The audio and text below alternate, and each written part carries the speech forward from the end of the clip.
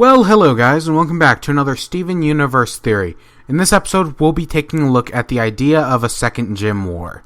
Now, I can guarantee you this has been talked about before, but I wanted to throw my 2 cents in. Now, to be honest, I have very little evidence, and this is mostly speculation, but I still wanted to share my ideas with y'all.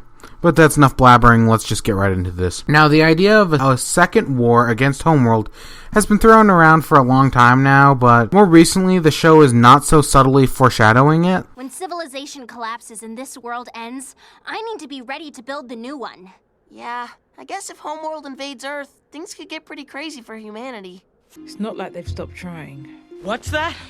Homeworld still has its eyes on this planet. We continue to thwart their plans over and over. But they just keep coming back! Yep, they want us bad. Good. I thought I wouldn't get another chance to show those upper crusts who's boss. Let's show them what happens when you mess with the crystal gems. Now, of course, this is making the war seem extremely obvious, and yeah, I think that's exactly what they're going for. Because when it comes to the villain hierarchy of the show, the next logical step is the diamonds. And if the crystal gems were to fight the diamonds, they would obviously have to start another war. Now, whether the crystal gems start the next war or Homeworld does, I couldn't tell you. But let's just get into the actual war itself. It would most likely start on Earth and have yellow diamonds sending battalions of quartz soldiers to fight the crystal gems. Eventually, the crystal gems would have to take the fight to Homeworld to fight the diamonds. But let's talk about the crystal gems themselves. Now, we both know Garnet and Pearl fought in the first war, while Amethyst and Steven didn't even exist during the war. We also know that Peridot wasn't made until after the war, and Lapis, while around during the war, didn't fight and spent a good chunk of her time trapped in a mirror. Now, we can assume these gems will fight against the diamonds, and we can also assume some humans, like Connie, will fight. But we have to ask, who will lead the crystal gems into battle? Who will command their armies? Who will be their general? At first you think Steven, but he is inexperienced and would do a terrible job. My next thought was Garnet, who is basically the current leader of the crystal gems. But because of her personality, I don't think she'd do a good job as general. She'd be more suited for a lieutenant general or even a major general. And even though Garnet has future vision, that doesn't always work out as planned. It's alright. How is it all right? By now, Steven has realized his powers are tied to his emotions.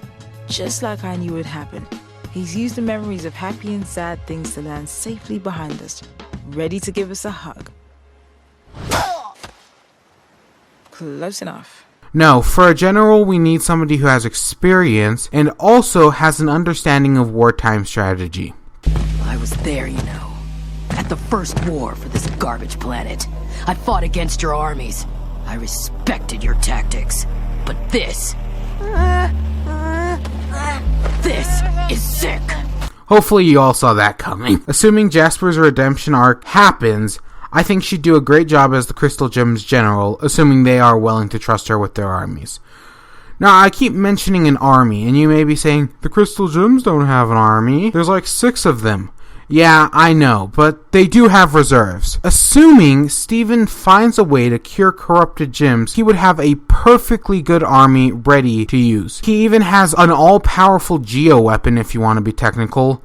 Of course, how he'd even get the cluster out of Earth's crust, I couldn't tell you. Lastly, I want to talk about Bismuth.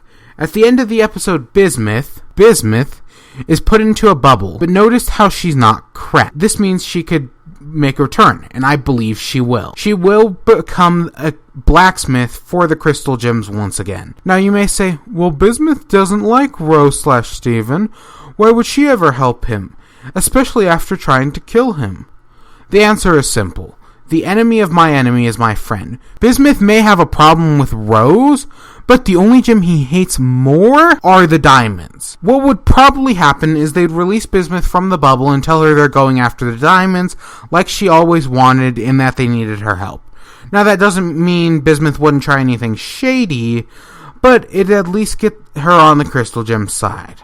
Alright, now that we've set up the war and all its players, what about the war itself? To be honest with you, I have no idea what specific direction the war would take, and I'm just painting in broad strokes. And I'm not going to try to predict anything specific, because we all know how well that worked out for me last time.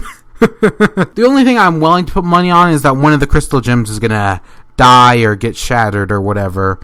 Of course, I don't know which one, but it's still more likely to happen than not. But I hope you all enjoyed, and I hope you at least found this interesting, even if when all is said and done I turn out to be wrong. If you have any ideas about the Second Gem War, I'd love to hear them in the comments below. If you want to check out more of my theories, you can click here. If you want to check out my episodes reviews, you can click here. And if you want to check out some of my comedy videos, you can click here. Until next time, peace.